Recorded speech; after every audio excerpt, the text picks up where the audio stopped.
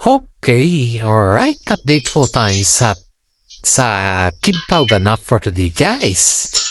Aba, guys. Update tayo sa Kimpaw, ha? Oh my God. May bagong chika-chika minute tayo sa ngayon, guys, ha?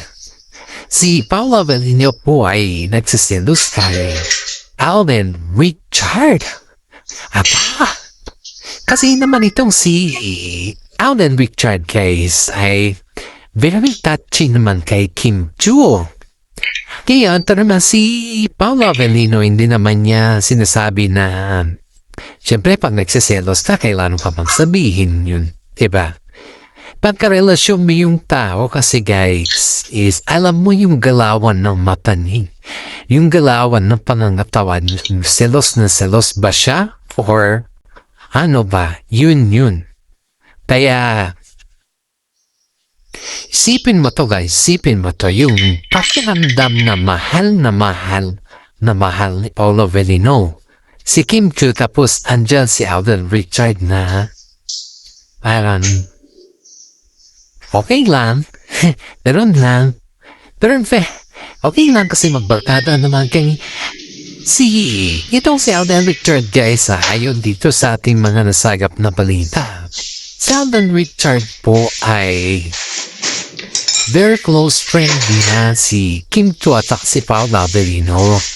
Kasi hindi ko alam, guys, kung ano yung starting the point na naging very close friend niyang dalawa. Hindi ko alam. Wala naman na pong alam sa naging starting to the point na naging close friend niya. Pero, ayon dito sa ating mananilid na sources ay close friend po niya si Paula Avellino at si Kim Chu.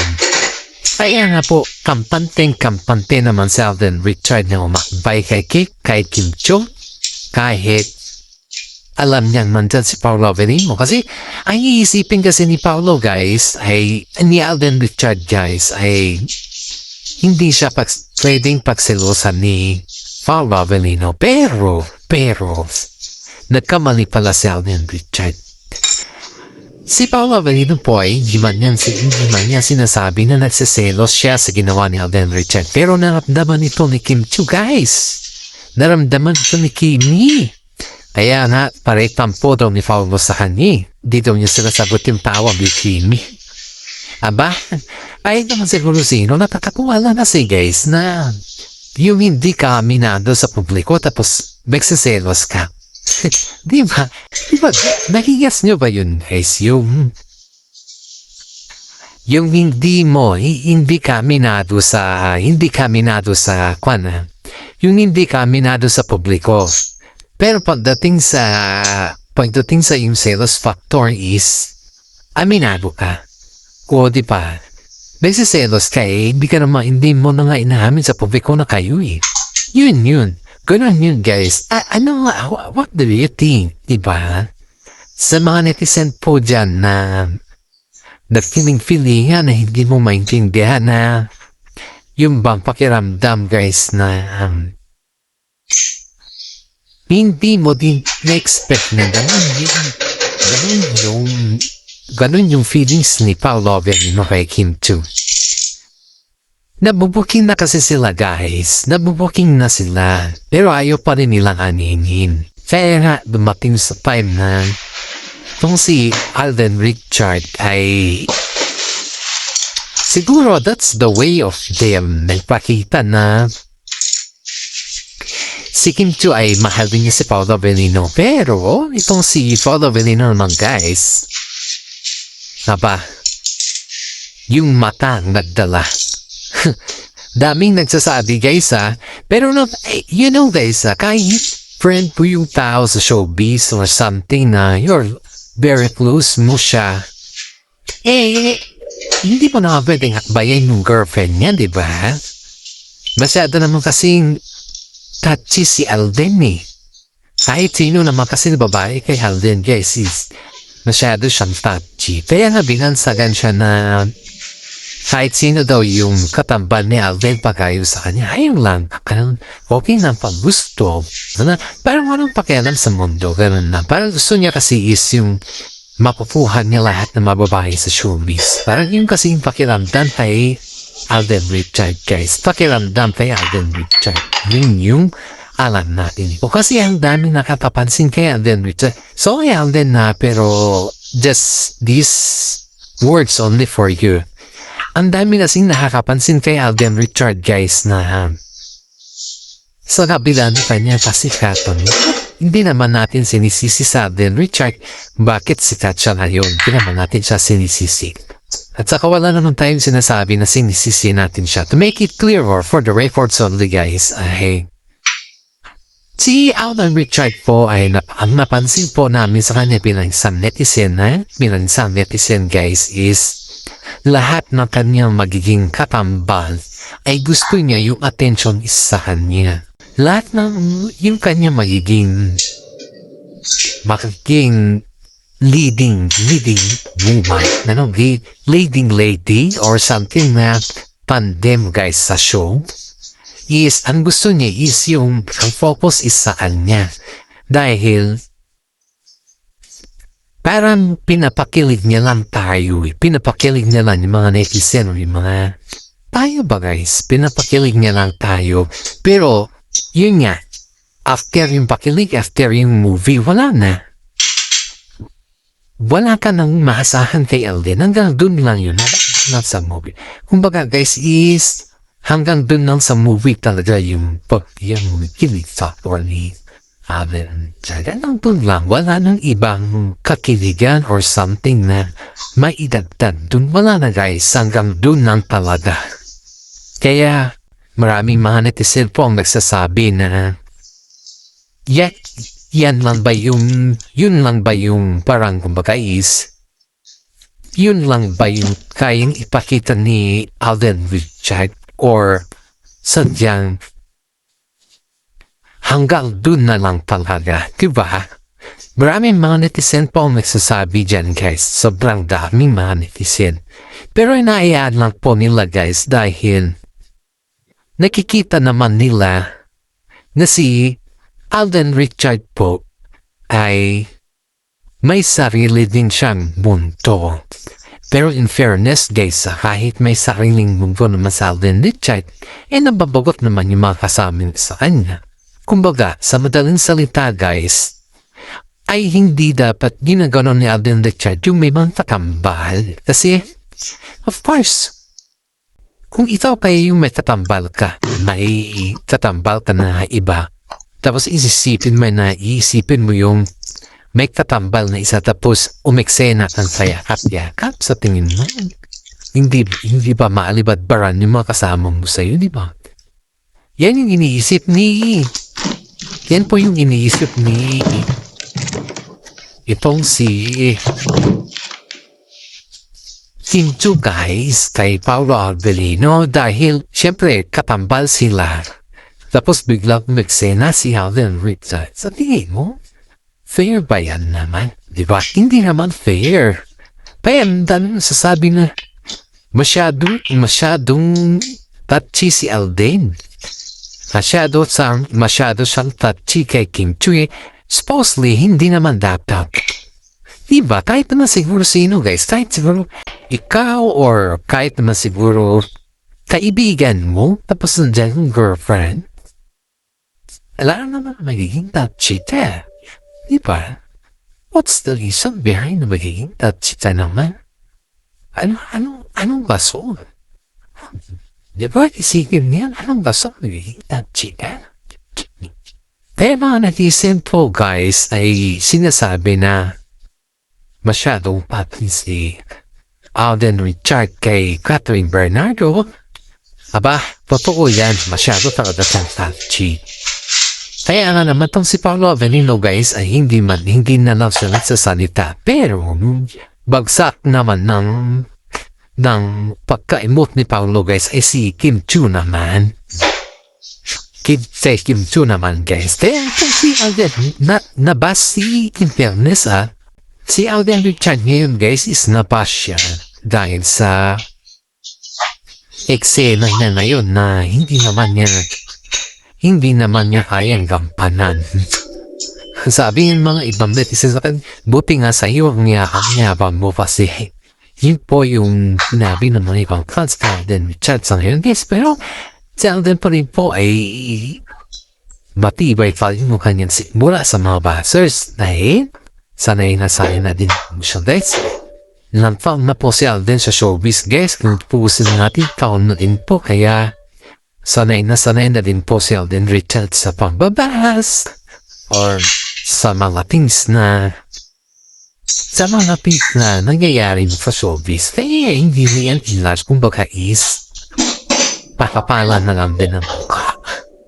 Kaya naman guys at patampo si Paolo Avellino kay Kim Chiu dahil naiya naman daw si Kim Chiu na magsabi na huwag siyang kawakan ni Alden Richards, hindi ganun yung pakatwas. Naiya na si Kim Chiu guys na magsabi na ganun tayo Alden Richards dahil kaibigan nga nila Tsaka hindi, kahit naman siguro hindi siya sabihan ni Paolo Avellino na yung masyado siyang very close or something like that. Aba, common sense mo naman yun bilang kasama nila, diba? May partner ka naman siguro, alam mo naman siguro yung limit factor mo. Ano lang naman yung guys, dapat malaman ba rin kung ano din yung limit mo. Hindi yung sabihan ka, hindi yung tao magsabi sa'yo para pansinin ka, hindi yung ganun.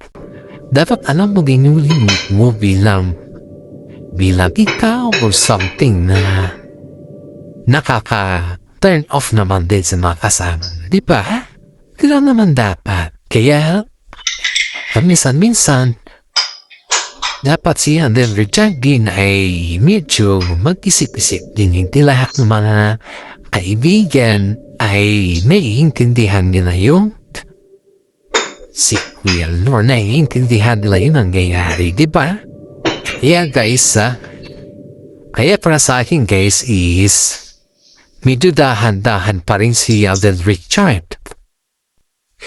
You know guys, is selos na selos po si Paolo Avellino kay Alden Richards guys. Nangyari na ganon guys Pero kinikinkim pa rin ni Paolo Avellino yun at hindi naman niya sinasabi.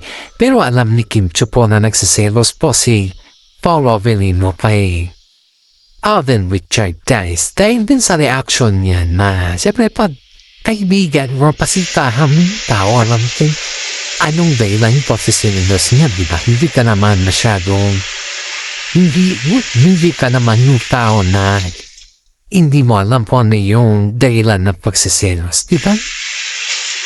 Kaya, isipin mo guys kasi ito si Kim Chiu ay kilalan niya si Paolo Avellino at alam niya din na kung kailan na nagsiselos si Paolo Avellino sa kanila. Di ba guys, yan yung point of view dito.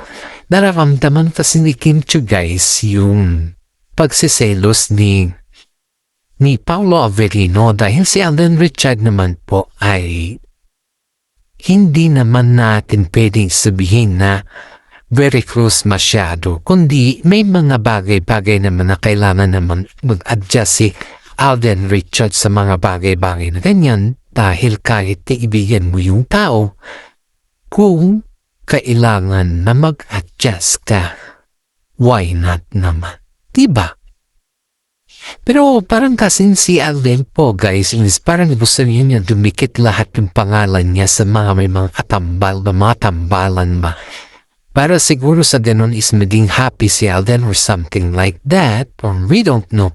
Pero para sa akin at para sa mga fans natin po dito sa lahat guys ay iniisip po natin yung katotohanan, iniisip po natin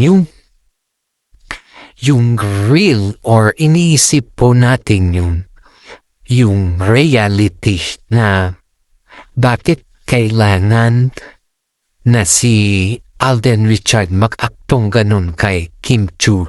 Andyan si Paolo Avellino. Di ba guys? Make it sense ba sa atin lahat ba?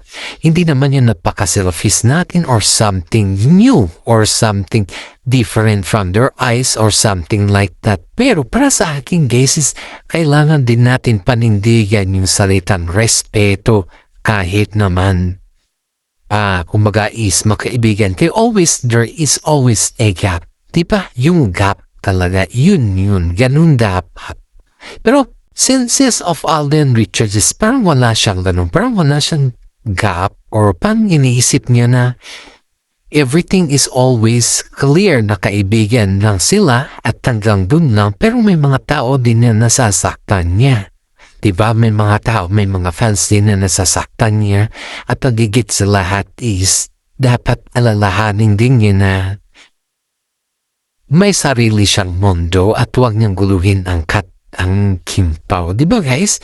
That's the reason why guys na napapaisip din tayo, yung bang akalain mo na hindi naman ganun si Alden Richard, pero mapapa-oo kay. Siguro guys na wala naman intention, pero kung sa mga iba wala, pero sa mga iba mayroon, bakit ganun kahigpit? Kaya itong si Paula Avellino guys ay selos na selos kay Kim Chiu. Selos na selos kay Alden Richard. Parang si Kim Chiu naman guys, naramdaman niya naman na selos na si Paula Avellino kay Alden, kaya medyo umiwas naman si Kim Chiu. Alam niya naman yung umiwas na siya. Alam niya kung ano yung kwan niya. Kaya kitang-kita mo naman yung pag-iwas ni Kim Chiu kay Alden Richard. Pero hindi pa rin napansin yun ni Alden Richard. Guys, ang gusto niya kasi is yung very close siya sa mga babae or very kwan siya. Para sa ganun ba is parang open siya. Yun yung kasi yung sa kanya guys Parang pinapakita niya okay lang or something like that. Parang karoon lang. Hindi niya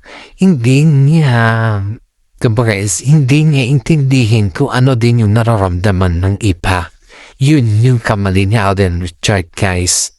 Itong si Paula Avellino hindi siya yung tao na publicity masyado. Wala siyang ganon. Ang sa kanya lang kasi guys, pag alam mo yung aksyon na nagsiselos siya, yun na yun. Ganun naman siya. Hindi kailangan yung masyado ka ma-showy or hindi kailangan yung over the extent na ipakita mo talaga na showy ka sa lahat. Hindi guys, wala pong ganun si Paula Avellino sa totoo lang. In fairness mahaba nga yung pasensya ni Paula Avellino sa mga nangyayari dahil nakitaan naman niya na si Alden naman is mabait naman na kaibigan. Pero syempre hindi mo maisahan or something na hindi mo makontrol yung feelings ng ibang tao Kasi pag ikaw naman guys yung makontrol mo or kumbaga ay mabigyan ka ng kalinawan or something man lang na yung magugustuhan mo ba, mabigyan ka ng ganon linaw or something na ganun guys is sa tingin mo kaya mo pa bang kontrolin yung pakiramdam mo? Diba? Kaya si Paula Avellino po ay tahimik lang at hindi siya nagsasalita. Kaya si Kim Chiu naman nagsasuffer naman guys kasi pag once si Paula Avellino ay hindi na siya nagsasalita at tahimik lang, isa lang ibig sabihin nun guys. Isa lang. Nagsiselos si Paula Avellino at yun ay masakit or nasasaktan siya. Aba, sa katunayan naman guys, it's been normal naman na masasaktan si Paula Avellino or magsiselos, pero wag naman sana yung to the extent naman na harap-harapan. Naipakita ba? Kasi sa atin naman dito guys, sa atin na bilang isang tayo, ay hindi naman natin ipagdamot na may nagkakaganda gusto din sa iyong jowa o sa iyong karelasyon. Normal lang yan. Pero yung feelings na down, kaya dun tayo papasok kasi yung down kaya dahil dyan sa nangyari. Kaya yung mga senior citizen dyan guys is nagtatampo din kay Alden Richard dahil sa kanya mga ginagawang ganyan.